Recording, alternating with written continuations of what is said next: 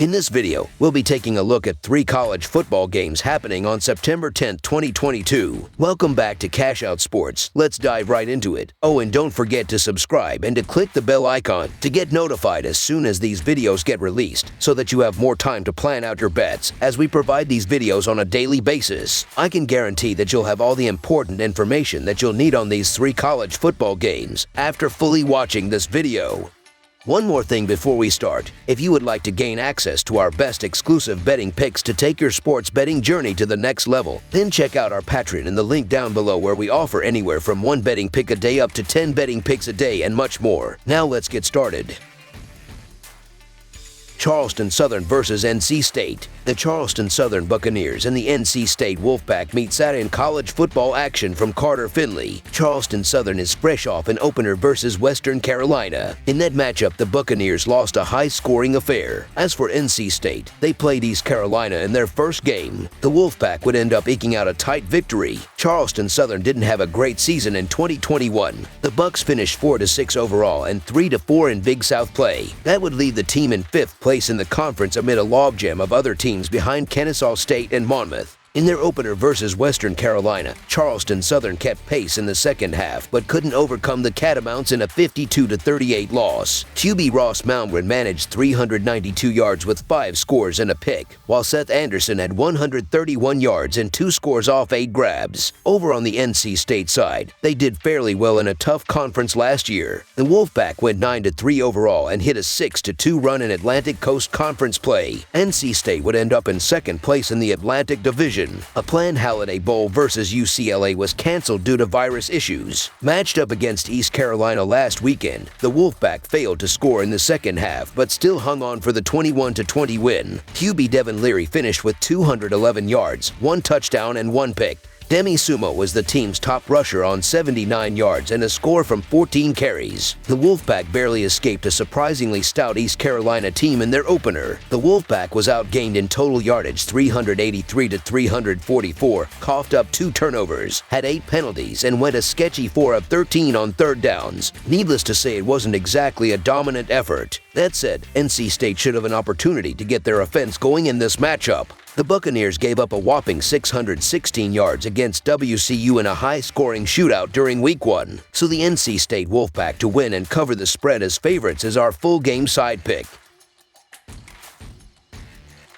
Southern Utah versus Utah. The Southern Utah Thunderbirds and Utah Utes meet Saturday in Week 2 college football action at Rice-Eccles Stadium. The Southern Utah Thunderbirds look for another win after beating up on St. Thomas. The Utah Utes look for a bounce-back showing after their loss to Florida. The Southern Utah Thunderbirds have lost 6 of their last 7 road games. Justin Miller is completing 65.7% of his passes for 364 yards, 3 touchdowns, and 0 interception. Isaiah Wooden and Matt Avatay have combined for 238 receiving yards and 3 touchdowns, while Braydon Whistler has 3 receptions. The Southern Utah Thunderbirds' ground game is averaging 117 yards per contest, and Isaiah Williams leads the way with 41 yards on 5 carries. Defensively, Southern Utah is allowing 13 points and 462 yards per game. Josh Dunn leads the Southern Utah Thunderbirds with 6 tackles. Peyton Payne has 1 sack, and Roderick Ward has 1 interception. The Utah Utes haven't lost at home since November 2020. Cameron Rising is completing 68.8% of his passes for 216 yards, 1 touchdown, and 1 interception. Brant Kuite and Devon Veal have combined for 141 receiving yards and 1 touchdown, while Micah Bernard has 5 receptions. The Utah Utes' ground game is averaging 230 yards per contest, and Travian Thomas leads the way with 115 yards and 1 touchdown. Defensively, Utah is allowing 29 points and 452 yards per game. Cole Bishop leads the Utah Utes with 12 tackles. Jonah Ellis has 1 forced fumble and R.J. Hubert has 1 forced fumble. The Thunderbirds are 1-6 against the spread in their last 7 road games and 2-10 against the spread in their last 12 games overall. The Utes are 4-1 against the spread in their last 5 home games and 1-7 against the spread in their last 8 non-conference games. The over is 7-2 in Thunderbirds' last 9 games overall. The over is 8-3 in Utes' last 11 games overall. The Southern Utah Thunderbirds haven't had much success success on the road over the years, and this will be their toughest opponent and venue in quite some time. I'd consider the road dog if everything was good with the Utah Utes, but they're going to be an angry club after a heartbreaking loss to Florida. Motivation and focus will be on the Utes side here. Massive line, but Utah likely blows the doors off at home, so the Utah Utes to win and cover the spread as favorites is our full game side pick.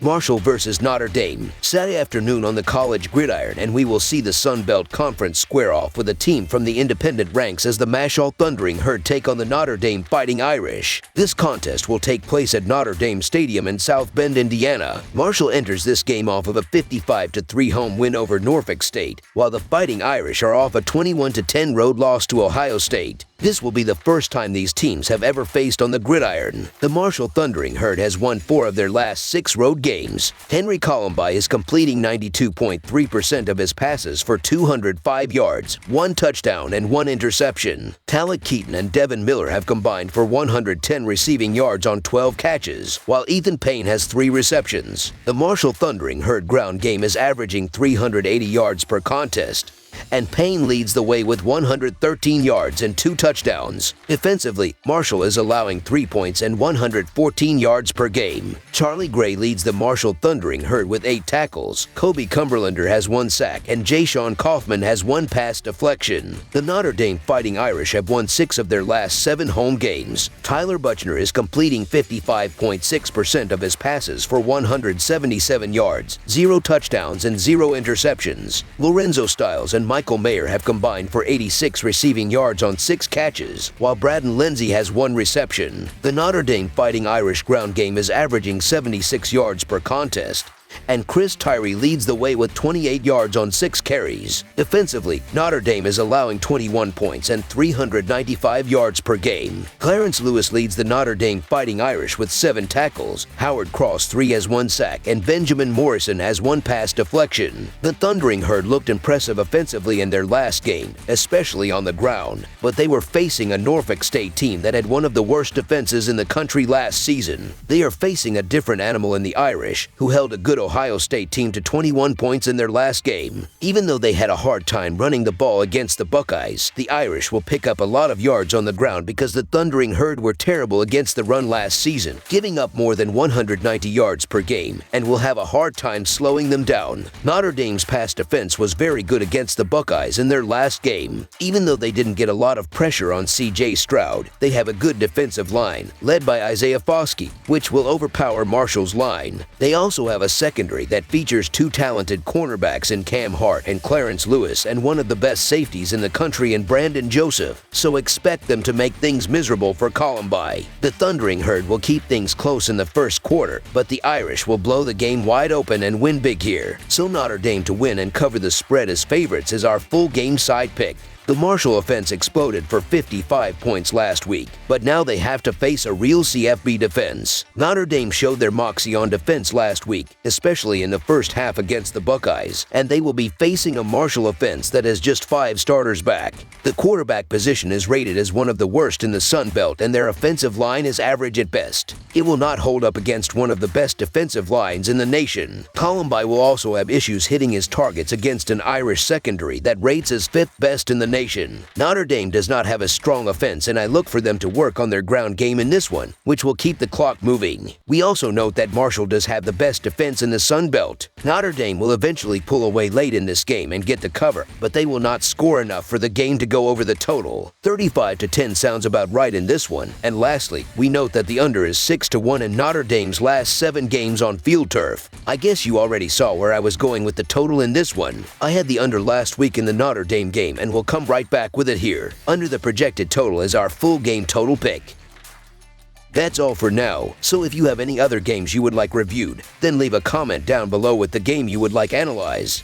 Subscribe to our channel, leave a like on this video, and we'll get to it as soon as we possibly can. We would also love to hear your opinion on the picks presented to you in this video, whether you agree or disagree with them, so leave a comment down below and do let us know.